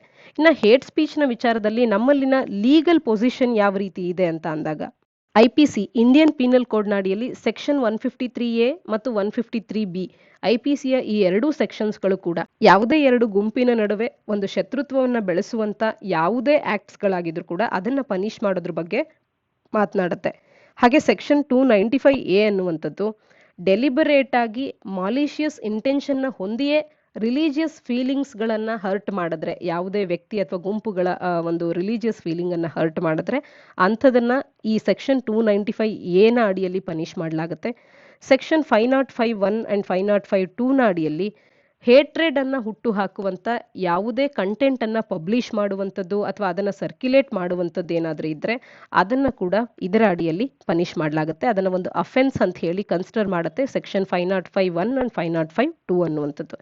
ಇನ್ನ ರೆಪ್ರೆಸೆಂಟೇಷನ್ ಆಫ್ ಪೀಪಲ್ ಆಕ್ಟ್ RPAದ ಸೆಕ್ಷನ್ 8ನ ಅಡಿಯಲ್ಲಿ ನಮ್ಮ ಮೂಲಭೂತ ಹಕ್ಕುಗಳಲ್ಲಿ ಒಂದಾಗಿರ್ತಕ್ಕಂಥ ಅಭಿವ್ಯಕ್ತಿ ಸ್ವಾತಂತ್ರ್ಯ ಏನಿದೆ ಇದನ್ನ ಇಲ್ಲೀಗಲ್ ಆಗಿ ಬಳಕೆ ಮಾಡ್ಕೊಂಡಂತ ವ್ಯಕ್ತಿಗಳು ಏನಾದ್ರು ಅವರು ಕನ್ವಿಕ್ಷನ್ ಅನ್ನ ಹೊಂದಿದ್ರೆ, ಇವರು freedom of speech and expression ಅನ್ನುವಂಥದ್ದನ್ನ ಸರಿಯಾದ ರೀತಿಯಲ್ಲಿ ಬಳಕೆ ಮಾಡ್ಕೊಂಡಿಲ್ಲ ಅಂತ ಹೇಳಿ ಅದರ ಅಡಿಯಲ್ಲಿ ಕನ್ವಿಕ್ಟ್ ಆಗಿದ್ರೆ ಅಂಥ ವ್ಯಕ್ತಿಗಳು ಎಲೆಕ್ಷನ್ನಿಗೆ ಕಂಟೆಸ್ಟ್ ಮಾಡುವಂತಿಲ್ಲ ಅಂತ ಹೇಳಿ ರೆಪ್ರೆಸೆಂಟೇಷನ್ ಆಫ್ ಪೀಪಲ್ಸ್ ಆಕ್ಟ್ ತಿಳಿಸುತ್ತೆ 1951ನ ಈ ಆಕ್ಟ್ ಅನ್ನುವಂಥದ್ದು.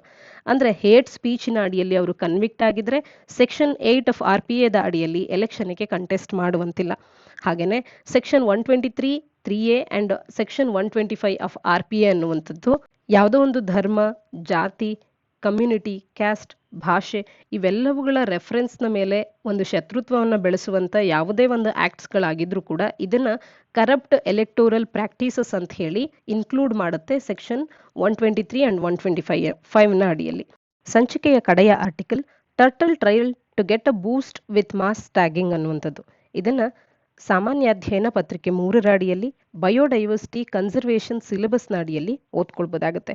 ಇಲ್ಲಿ ಝುವಾಲಜಿಕಲ್ ಸರ್ವೆ ಆಫ್ ಇಂಡಿಯಾದ ರಿಸರ್ಚರ್ಸ್ಗಳು ಆಲಿವ್ ರಿಡ್ಲಿ ಟರ್ಟಲ್ಸ್ಗಳನ್ನ, ಅಂದ್ರೆ ಆಲಿವ್ ರಿಡ್ಲಿ ಇದು ಒಂದು ಜಾತಿಯ ಆಮೆ ಆಗಿದೆ, ಈ ರೀತಿಯ ಆಮೆಗಳನ್ನ ಟ್ಯಾಗಿಂಗ್ ಪ್ರೋಸೆಸ್ ಅನ್ನ ಮಾಡ್ತಾ ಇದ್ದಾರೆ. ಪ್ರತಿಯೊಂದು ಆಮೆಗೂ ಕೂಡ ಒಂದು ಯುನಿಕ್ ನಂಬರ್ ಅನ್ನ, ಅದರದ್ದೇ ಆದಂತ ಒಂದು ನಂಬರ್ ಅನ್ನ ಹೊಂದಿರತಕ್ಕಂತ, ಹಾಗೇನೆ ಯಾವ ಆರ್ಗನೈಸೇಷನ್ ಅವರು ಇದಕ್ಕೆ ಟ್ಯಾಗ್ ಮಾಡ್ತಾ ಇದ್ದಾರೆ, ಕಂಟ್ರಿ ಕೋಡ್ ಯಾವ ದೇಶಕ್ಕೆ ಬಿಲಾಂಗ್ ಆದಂತ ಆಮೆ ಆಗಿರುತ್ತೆ ಅನ್ನುವಂಥದ್ದು ಮತ್ತು ಇಮೇಲ್ ಅಡ್ರೆಸ್ ಈ ಇಷ್ಟು ಮಾಹಿತಿಯನ್ನ ಹೊಂದಿರತಕ್ಕಂತ ಮೆಟಲ್ ಟ್ಯಾಗ್ಸ್ಗಳನ್ನ ಈ ಆಮೆಗಳಿಗೆ ಹಾಕಲಾಗುತ್ತೆ. ಇದನ್ನ ಟ್ಯಾಗಿಂಗ್ ಅಂತ ಹೇಳಿ ಗುರುತಿಸ್ತೇವೆ. ಇಂಥ ಟ್ಯಾಗಿಂಗ್ ಪ್ರೋಸೆಸ್ ಅನ್ನುವಂಥ ಒಂದು ಎಕ್ಸಸೈಸ್ ಅನ್ನುವಂಥದ್ದು ಒಡಿಸಾದಲ್ಲಿ ಈ ಹಿಂದೆ 25 ವರ್ಷಗಳ ಹಿಂದೆ ನಡೆದಿತ್ತು. ಜಾನ್ವರಿ 2021ರಲ್ಲಿ ಈ ಎಕ್ಸಸೈಸ್ ಅನ್ನುವಂಥದ್ದು ಆಗಿರ್ತಕ್ಕಂಥದ್ದು. ಇಲ್ಲಿ 1556 ಆಮೆಗಳಿಗೆ ಟ್ಯಾಗಿಂಗ್ ಅನ್ನುವಂಥದ್ದು ಆಗಿದೆ. ಅದು ಎಲ್ಲಿ ಅಂತ ಅಂದಾಗ ಗಹಿರ್ಮಾತಾ, ದೇವಿ ರಿವರ್, ಋಷಿಕಲ್ಯ ಈ 3 ಸ್ಥಳಗಳಲ್ಲಿ ಟ್ಯಾಗಿಂಗ್ ಅನ್ನುವಂಥದ್ದು ಆಗಿರ್ತಕ್ಕಂಥದ್ದು. ಈ ರೀತಿಯ ಮಾಸ್ ಟ್ಯಾಗಿಂಗ್ ನಿಂದಾಗಿ ಟರ್ಟಲ್ ಟ್ರಯಲ್ ಅನ್ನುವಂಥದ್ದಕ್ಕೆ ಒಂದು ಬೂಸ್ಟ್ ಸಿಕ್ಕ ಹಾಗಾಗುತ್ತೆ ಅನ್ನುವಂಥದ್ದನ್ನ ಆರ್ಟಿಕಲ್ ನಮಗೆ ತಿಳಿಸ್ತಾ ಇರತಕ್ಕಂಥದ್ದು. ಈ ಟ್ಯಾಗಿಂಗಿನ ಮಹತ್ವ ಏನು ಅಂದ್ರೆ, ಬೇರೆ ರಾಷ್ಟ್ರಗಳಲ್ಲಿ ರಿಸರ್ಚರ್ಸ್ ಗಳಿಗೆ ಏನಾದ್ರೂ ಈ ಟರ್ಟಲ್ಸ್ಗಳು ನಮ್ಮ ಟ್ಯಾಗ್ಡ್ ಟರ್ಟಲ್ಸ್ಗಳು ಸಿಕ್ಕಾಗ ಅವುಗಳ ಈ ಲೊಕೇಶನ್ ಆಗಿರಬಹುದು, ಅವುಗಳ ಲಾಂಗಿಟ್ಯೂಡ್, ಲ್ಯಾಟಿಟ್ಯೂಡ್ ಇವೆಲ್ಲವನ್ನ ಭಾರತದ ರಿಸರ್ಚರ್ಸ್ಗಳಿಗೆ ಇಮೇಲ್ ಮಾಡ್ತಾರೆ. ಈ ರೀತಿಯ ಒಂದು ಎಸ್ಟಾಬ್ಲಿಷ್ಡ್ ನೆಟ್ವರ್ಕ್ ಅನ್ನುವಂಥದ್ದು ಆಮೆಗಳ ವಿಚಾರದಲ್ಲಿ ಈ ಟ್ಯಾಗಿಂಗ್ ನ ಮುಖಾಂತರವಾಗಿ ಆಗತ್ತೆ. ಇದರಿಂದಾಗಿ ಮೈಗ್ರೇಷನ್ ಯಾವ ರೀತಿಯಾಗಿ ಆಗತ್ತೆ ಆಮೆ ಅನ್ನುವಂಥದ್ದು ಮತ್ತು ಅವು ಯಾವ ಸ್ಥಳದಲ್ಲಿ ಸದ್ಯಕ್ಕೆ ಇದೆ ಅನ್ನುವಂಥದ್ದು, ಅವುಗಳ ನೆಸ್ಟಿಂಗ್ ಯಾವ ರೀತಿ ಇರುತ್ತೆ, ಇವೆಲ್ಲದರ ಮಾಹಿತಿ ಅನ್ನುವಂಥದ್ದು ದೊರಕ್ತಾ ಹೋಗುತ್ತೆ. ಆರ್ಟಿಕಲ್ನ ಹಿನ್ನೆಲೆಯಲ್ಲಿ ನಾವು ಆಲಿವ್ ರಿಡ್ಲಿ ಟರ್ಟಲ್ ಅನ್ನುವಂಥ ಸ್ಪೀಸಿಸ್ನ ಬಗ್ಗೆ ಒಂದಷ್ಟು ಮಾಹಿತಿಯನ್ನ ತಿಳ್ಕೊಳ್ಬೇಕಾಗತ್ತೆ. ಇವು ಜಗತ್ತಿನಲ್ಲಿಯೇ ಅತಿ ಚಿಕ್ಕ ಮತ್ತು ಅತಿ ಹೆಚ್ಚಿನದಾಗಿ ಕಾಣಸಿಗುವಂತ ಸಿ ಟರ್ಟಲ್ಸ್ಗಳಾಗಿವೆ ಈ ಆಲಿವ್ ರಿಡ್ಲಿ ಟರ್ಟಲ್ಸ್ಗಳು. ಇವುಗಳು ಕಾರ್ನಿವೋರ್ಸ್ ಆಗಿವೆ, ಅಂದ್ರೆ ಮಾಂಸದ ಮೇಲೆ ಡಿಪೆಂಡ್ ಆಗಿರುತ್ತೆ ತಮ್ಮ ಆಹಾರಕ್ಕೆ. ಹಾಗೇನೆ ಇವುಗಳ ಹೆಸರನ್ನ ಅವು ಆಲಿವ್ ಕಲರ್ಡ್ ಕ್ಯಾರಾಪೇಸ್ ಅನ್ನ ಹೊಂದಿರೋದ್ರಿಂದ ಅವುಗಳಿಗೆ ಆಲಿವ್ ರಿಡ್ಲಿ ಟರ್ಟಲ್ಸ್ ಅನ್ನುವಂಥ ಹೆಸರು ಬಂದಿರತಕ್ಕಂಥದ್ದು. ಹಾಗೆ ಇವುಗಳ ಮುಖ್ಯವಾದಂಥ ಒಂದು ಯುನಿಕ್ನೆಸ್ ಏನು ಅಂತ ಅಂದ್ರೆ ಅವು ಮಾಸ್ ನೆಸ್ಟಿಂಗ್ ಅನ್ನ ಮಾಡುತ್ತೆ. ಯುನಿಕ್ ಮಾಸ್ ನೆಸ್ಟಿಂಗ್ ಅನ್ನ ಮಾಡುವಂತ ಈ ಪ್ರೋಸೆಸ್ ಅನ್ನ ಅರಿಬಾಡ ಅಂತ ಹೇಳಿ ಗುರುತಿಸುವಂಥದ್ದು. ಅರಿಬಾಡ ಅಂದ ತಕ್ಷಣ ನಮಗೆ ನೆನಪಾಗಬೇಕು ಆಲಿವ್ ರಿಡ್ಲಿ ಟರ್ಟಲ್ಸ್ ಗಳ ಮಾಸ್ ನೆಸ್ಟಿಂಗ್ ಅನ್ನ ನಾವು ಈ ಹೆಸರಿನಿಂದ ಗುರುತಿಸ್ತೇವೆ ಅಂತ ಹೇಳಿ. ಸಾವಿರಾರು ಫೀಮೇಲ್ ಟರ್ಟಲ್ಸ್ ಗಳು ಒಟ್ಟಿಗೆ ಬಂದು ಬೀಚ್ ನ ಬಳಿ ಆಗಿರಬಹುದು ಒಟ್ಟಿಗೆ ಈ ಒಂದು ಮಾಸ್ ನೆಸ್ಟಿಂಗ್ ಅನ್ನುವಂಥದ್ದು ಇಲ್ಲಿ ಜರುಗುತ್ತೆ. ಇನ್ನು ಇವುಗಳು ಎಲ್ಲಿ ಕಾಣಸಿಗುತ್ತೆ ಅಂತ ಅಂದಾಗ ಪೆಸಿಫಿಕ್, ಅಟ್ಲಾಂಟಿಕ್ ಮತ್ತು ಇಂಡಿಯನ್ ಓಷನ್ಸ್ಗಳ ವಾರ್ಮ್ ವಾಟರ್ಸ್ಗಳಲ್ಲಿ ಇವುಗಳನ್ನು ನಾವು ಕಾಣಬಹುದಾಗತ್ತೆ. ಮುಖ್ಯವಾಗಿ ಒಡಿಸ್ಸಾದ ಗಹಿರ್ಮಾತಾ ಮೆರೈನ್ ಸೆಂಚುರಿ ಅನ್ನುವಂಥದ್ದು ವರ್ಲ್ಡ್ಸ್ ಲಾರ್ಜೆಸ್ಟ್ ರುಕರಿ ಅಂತ ಹೇಳಿ, ಅಂದ್ರೆ ಈ ಒಂದು ಪ್ರಾಣಿಗಳ ಬ್ರೀಡಿಂಗಿಗೆ ಅಂತ ಹೇಳಿ ಇದನ್ನ ಕಾಲೋನಿ ಅಂತ ಕೂಡ ಗುರುತಿಸುವಂಥದ್ದು. ಸೀ ಟರ್ಟಲ್ಸ್ಗಳು ಹೆಚ್ಚು ಬ್ರೀಡ್ ಆಗುವಂಥದ್ದು ಎಲ್ಲಿ ಅಂದಾಗ ಗಹಿರ್ಮಾತವನ್ನ ಇಡೀ ಜಗತ್ತಿನಲ್ಲೇ ದೊಡ್ಡದಾದಂತ ರೂಕರಿ ಅಂತ ಹೇಳಿ ಗುರುತಿಸುವಂಥದ್ದು. ಗಹಿರ್ಮಾತಾ ಮೆರೈನ್ ಸ್ಯಾಂಚುರಿ ಅಂದಾಕ್ಷಣ ಇದು ಒಡಿಸ್ಸಾದಲ್ಲಿ ಬರುತ್ತೆ. ಇದು ಆಲಿವ್ ರಿಡ್ಲಿ ಟರ್ಟಲ್ಸ್ಗಳಿಗೆ ಸಂಬಂಧಪಟ್ಟಿದೆ ಅನ್ನುವಂಥದ್ದು ನಮಗೆ ತಿಳಿದಿರಬೇಕಾಗತ್ತೆ. ಮತ್ತು ಯಾವುದೇ ಒಂದು ಸ್ಪೀಸಿಸ್ನ ಬಗ್ಗೆ ನಾವು ಎಕ್ಸಾಮ್ನ ಪರ್ಸ್ಪೆಕ್ಟಿವ್ ನಲ್ಲಿ ಡಿಸ್ಕಸ್ ಮಾಡುವಂಥ ಸಂದರ್ಭದಲ್ಲಿ ಆ ಸ್ಪೀಸಿಸಿನ ಕನ್ಸರ್ವೇಷನ್ ಸ್ಟೇಟಸ್ ಅನ್ನು ತಿಳ್ಕೊಳ್ಬೇಕಾಗಿರುವಂಥದ್ದು ಪರೀಕ್ಷಾ ದೃಷ್ಟಿಯಿಂದ ಬಹಳನೇ ಇಂಪಾರ್ಟೆಂಟ್ ಆಗುತ್ತೆ. ಅದರಲ್ಲೂ ಆಲಿವ್ ರಿಡ್ಲಿ ಟರ್ಟಲ್ಸ್ಗಳು ಒಂದು ಇಂಪಾರ್ಟೆಂಟ್ ಆದಂಥ ಸ್ಪೀಸೀಸ್ ಆಗಿದ್ದು ಇದನ್ನ ವೈಲ್ಡ್ ಲೈಫ್ ಪ್ರೊಟೆಕ್ಷನ್ ಆಕ್ಟ್ ನ ಅಡಿಯಲ್ಲಿ ಶೆಡ್ಯೂಲ್ 1 ನ ಅಡಿಯಲ್ಲಿ ಇಡಲಾಗಿದೆ. ಹಾಗೆ IUCN ರೆಡ್ ಲಿಸ್ಟ್ ನ ಅಡಿಯಲ್ಲಿ ಇವುಗಳನ್ನ ವಲ್ನರಬಲ್ ಅಂತ ಹೇಳಿ ಗುರುತಿಸ್ತೇವೆ. ಸೈಟ್ಸ್ ನ ಅಡಿಯಲ್ಲಿ ಅಪೆಂಡಿಕ್ಸ್ 1 ನಲ್ಲಿ ಇರ್ತಾ ಇರ್ತಕ್ಕಂಥದ್ದು. ಸೈಟ್ಸ್ ನಲ್ಲಿ ಅಪೆಂಡಿಕ್ಸ್ 1 ನಲ್ಲಿದೆ ಅಥವಾ WPA ನಲ್ಲಿ ಶೆಡ್ಯೂಲ್ 1 ನ ಅಡಿಯಲ್ಲಿ ಇದೆ ಅಂತ ಅಂದ್ರೆ ಇವುಗಳಿಗೆ ಅತಿ ಹೆಚ್ಚಿನ ಪ್ರಾಮುಖ್ಯತೆಯನ್ನ ನೀಡ್ತಾ ಇದ್ದೇವೆ ಅನ್ನುವಂಥದ್ದನ್ನ ನಾವು ತಿಳಿದಿರಬೇಕಾಗತ್ತೆ. ಈ ಸ್ಪೀಸೀಸ್ ಈಗ ಸಾಕಷ್ಟು ಥ್ರೆಟ್ಸ್ ಗಳನ್ನ ಕೂಡ ಎದುರಿಸ್ತಾ ಇದೆ. ಮೆರೈನ್ ಪಲ್ಯೂಷನ್ ಆಗ್ತಾ ಇರ್ತಕ್ಕಂಥದ್ದು ಒಂದು ಮುಖ್ಯವಾದಂಥ ಸಮಸ್ಯೆ ಆಗ್ತಾ ಇದೆ. ಹ್ಯೂಮನ್ ಕನ್ಸಂಪ್ಷನ್ಗಾಗಿ ಇವುಗಳನ್ನ ಬಳಕೆ ಮಾಡ್ಕೊಳ್ತಾ ಇರ್ತಕ್ಕಂಥದ್ರಿಂದ ಇವುಗಳಿಗೆ ಸಮಸ್ಯೆ ಆಗುತ್ತೆ. ಪ್ಲಾಸ್ಟಿಕ್ ಗಾರ್ಬೇಜ್ ಅನ್ನ ಎವರ್ ಇನ್ಕ್ರೀಸಿಂಗ್ ಡೆಬ್ರೀಸ್ ಅನ್ನ ನಾವು ಕಾಣ್ತಾ ಇದ್ದೇವೆ ಸೀಗಳಲ್ಲಿ. ಇದರಿಂದಾಗಿ ಫಿಶಿಂಗ್ ನೆಟ್ಸ್ ಆಗಿರ್ಬೋದು, ಡಿಸ್ಕಾರ್ಡೆಡ್ ನೆಟ್ಗಳಾಗಿರಬಹುದು ಅಥವಾ ಪ್ಲಾಸ್ಟಿಕ್ ಬ್ಯಾಗ್ಸ್ಗಳಾಗಿರ್ಬೋದು, ಇವುಗಳಿಂದಾಗಿ ಪ್ಲಾಸ್ಟಿಕ್ ಗಾರ್ಬೇಜ್ ಹೆಚ್ಚಾಗಿ ಈ ಆಲಿವ್ ರಿಡ್ಲಿ ಟರ್ಟಲ್ಸ್ಗಳ ಜೀವನಕ್ಕೆ ತೊಂದರೆ ಆಗ್ತಾ ಇದೆ. ಮತ್ತೆ ಫಿಶಿಂಗ್ ಟ್ರಾಲರ್ಸ್ಗಳು ಓವರ್ ಎಕ್ಸ್ಪ್ಲಾಯ್ಟೇಷನ್ ಆಗ್ತಾ ಇದೆ ಮೆರೂನ್ ರಿಸೋರ್ಸಸ್ದು. ಅಲ್ಲಿ ಟ್ರಾಲರ್ಸ್ಗಳನ್ನು ಹೆಚ್ಚಿನದಾಗಿ ಬಳಕೆ ಮಾಡ್ಕೊಳ್ತಾರೆ. ಹಾಗಾಗಿ ಅದರಿಂದ ಕೂಡ ಇವುಗಳಿಗೆ ತೊಡಕಾಗ್ತಾ ಇರ್ತಕ್ಕಂಥದ್ದು. ಹಾಗಾಗಿ ಇವುಗಳನ್ನು ಪ್ರೊಟೆಕ್ಟ್ ಮಾಡೋದಕ್ಕೆ ಅಂತ ಹೇಳಿ ಭಾರತ ಸರ್ಕಾರ ಕೆಲವೊಂದು ಆಪರೇಷನ್ಸ್ಗಳನ್ನು ಹೊರತಂದಿದೆ. ಆಪರೇಷನ್ ಒಲಿವಿಯಾ ಅನ್ನುವಂಥ ಆಪರೇಷನ್ನ ಮುಖಾಂತರವಾಗಿ ಇಂಡಿಯಾದ ಕೋಸ್ಟ್ ಗಾರ್ಡ್ಗಳು ಇದನ್ನ 1980ರಲ್ಲಿ ಇನಿಷಿಯೇಟ್ ಮಾಡಿದಂಥದ್ದು ಈ ಒಂದು ಸ್ಪೀಸೀಸ್ ಅನ್ನ ಪ್ರೊಟೆಕ್ಟ್ ಮಾಡುವಂತ ಉದ್ದೇಶದಿಂದ. ಹಾಗೇನೆ ಅನ್ಲಾಫುಲ್ ಟ್ರಾಲಿಂಗ್ ಆಕ್ಟಿವಿಟೀಸ್ಗಳು ನಡೆದಾಗ ಅದನ್ನ ಇಂಟರ್ಸೆಪ್ಟ್ ಮಾಡುವಂತ ಒಂದು ಆಪರೇಷನ್ ಕೂಡ ಇದು ಆಗಿರುತ್ತೆ. ಹಾಗೇನೆ ಟರ್ಟಲ್ ಎಕ್ಸ್ಕ್ಲೂಡರ್ ಡಿವೈಸಸ್ಗಳನ್ನ ಮ್ಯಾಂಡೇಟರಿ ಆಗಿ ಟ್ರಾಲರ್ಸ್ಗಳಲ್ಲಿ ಬಳಸಬೇಕು ಅನ್ನುವಂಥದ್ದನ್ನ ಕೂಡ ಒಂದು ಇನಿಷಿಯೇಷನ್ ಅನ್ನ ಹೊರತಂದಿರತಕ್ಕಂಥದ್ದು. ಆರ್ಟಿಕಲ್ನ ಹಿನ್ನೆಲೆಯಲ್ಲಿ ಝೂಲಾಜಿಕಲ್ ಸರ್ವೆ ಆಫ್ ಇಂಡಿಯಾದ ಬಗ್ಗೆ ಕೂಡ ಮಾಹಿತಿಯನ್ನ ತಿಳ್ಕೊಳ್ಳೋಣ. ಇದು ministry of environment, forest and climate change ನ ಅಡಿಯಲ್ಲಿ ಬರುವಂತ ಒಂದು ಸಬಾರ್ಡಿನೇಟ್ ಆರ್ಗನೈಸೇಷನ್ ಆಗಿರುತ್ತೆ. ಇದರ ಕೇಂದ್ರ ಕಚೇರಿ ಎಲ್ಲಿದೆ ಅನ್ನುವಂಥದ್ದನ್ನ ತಪ್ಪದೆ ಕಮೆಂಟ್ ಸೆಕ್ಷನ್ ಅಲ್ಲಿ ಕಮೆಂಟ್ ಮಾಡಿ ತಿಳಿಸಿ. 1916ರಲ್ಲಿ ಇದು ಎಸ್ಟಾಬ್ಲಿಷ್ ಆಗಿರ್ತಕ್ಕಂಥದ್ದು. ಸಂಚಿಕೆಗೆ ಸಂಬಂಧಪಟ್ಟಂತೆ ಒಂದು ಪ್ರಿಲಿಮ್ಸ್ ಪ್ರಶ್ನೆಯನ್ನು ಕೂಡ ಡಿಸ್ಕಸ್ ಮಾಡೋಣ. Kaladan multi modal connectivity project Bharat ಮತ್ತು ಮಯನ್ಮಾರ್ನ ನಡುವೆ ಇರ್ತಕ್ಕಂಥ ಒಂದು ಕನೆಕ್ಟಿವಿಟಿ ಪ್ರಾಜೆಕ್ಟ್ ಅಂತ ಹೇಳಿ ನಾವು ಡಿಸ್ಕಸ್ ಮಾಡಿದ್ವಿ. ಇದರ ಹಿನ್ನೆಲೆಯಲ್ಲಿ ಈ ಪ್ರಾಜೆಕ್ಟ್ನ ಕುರಿತಂತೆ ಒಂದು ಪ್ರಿಲಿಮ್ಸ್ ಪ್ರಶ್ನೆಯನ್ನ ಡಿಸ್ಕಸ್ ಮಾಡೋಣ. ಪ್ರಾಜೆಕ್ಟ್ಗೆ ಸಂಬಂಧಿಸಿದಂತೆ 2 ವಾಕ್ಯಗಳನ್ನು ಇಲ್ಲಿ ನೀಡಲಾಗಿದೆ. ಅವುಗಳಲ್ಲಿ ಸರಿಯಾದ ವಾಕ್ಯ ಯಾವುದು ಅನ್ನುವಂಥದ್ದನ್ನ ತಪ್ಪದೆ ಕಮೆಂಟ್ ಸೆಕ್ಷನ್ ಅಲ್ಲಿ ನೀವು ಕಮೆಂಟ್ ಮಾಡಿ ತಿಳಿಸ್ಬೇಕಾಗತ್ತೆ. ಮೊದಲ ವಾಕ್ಯ ತಿಳಿಸುತ್ತೆ, it connects Sittwe port in Myanmar to the Indo Myanmar border ಅಂತ ಹೇಳಿ. ಮಯನ್ಮಾರಿನ ಸಿಟ್ವೆ ಪೋರ್ಟ್ ಅನ್ನ ಇಂಡೋ ಮಯನ್ಮಾರ್ ಬಾರ್ಡರಿಗೆ ಇದು ಕನೆಕ್ಟ್ ಮಾಡುವಂತ ಪ್ರಾಜೆಕ್ಟ್ ಅಂತ ಹೇಳಿ ಒಂದು ವಾಕ್ಯ ತಿಳಿಸ್ತಾ ಇದೆ. ಎರಡನೇ ವಾಕ್ಯ ತಿಳಿಸುತ್ತೆ, ಕೋಲ್ಕತ್ತಾ ಇಂದ ಸಿಟ್ವೆಗಿರುವಂತ ಡಿಸ್ಟೆನ್ಸ್ ಅನ್ನ ಇದು ಹತ್ತಿರ 10,000 ಕಿಲೋಮೀಟರ್ನಷ್ಟು ಕಡಿಮೆ ಮಾಡುತ್ತೆ ಅನ್ನುವಂಥದ್ದನ್ನ ಇದು ತಿಳಿಸುತ್ತೆ. ಈ 2 ವಾಕ್ಯಗಳಲ್ಲಿ ಯಾವ ವಾಕ್ಯ ಸರಿಯಾಗಿದೆ ಅನ್ನುವಂಥದ್ದನ್ನ ತಪ್ಪದೆ ಕಮೆಂಟ್ ಸೆಕ್ಷನ್ ಅಲ್ಲಿ ಕಮೆಂಟ್ ಮಾಡಿ ತಿಳಿಸಿ. ಸರಿಯಾದ ಉತ್ತರಗಳನ್ನ ನೀಡುವಂತವರ ಹೆಸರನ್ನ ನಾವು ನಮ್ಮ ಮುಂದಿನ ವಿಡಿಯೋಸ್ಗಳಲ್ಲಿ ಶೌಟ್ ಔಟ್ ಮಾಡ್ತೇವೆ. ಇದಿಷ್ಟು ಸಂಚಿಕೆಯ ಮಾಹಿತಿಯಾಗಿದೆ. ಮುಂದಿನ ಸಂಚಿಕೆಯೊಂದಿಗೆ ಮತ್ತೆ ಸಿಗೋಣ. ಧನ್ಯವಾದ.